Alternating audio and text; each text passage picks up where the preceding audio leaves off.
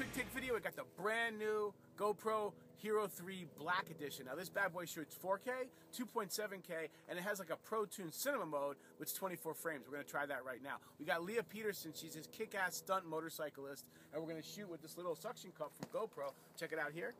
So right now we got to use the LCD backpack, the old version, because the new firmware is not ready yet, so we can't use our iPhone. It's kind of a pain in the ass, but it should be ready in December. This bad boy goes in here. And then the new system is pretty cool. Check it out. I just want to show you guys really quickly because when you first get this camera, it's going to be a real pain in the ass, but with a little bit of use, it's cool. So show you right here, you push this lever in, and then you got to pull up. Once you've done that, you can release the back. Cool, so check it out. We're going to show you the video when we're done. All right. Here we go. 1, 2, 3, 4.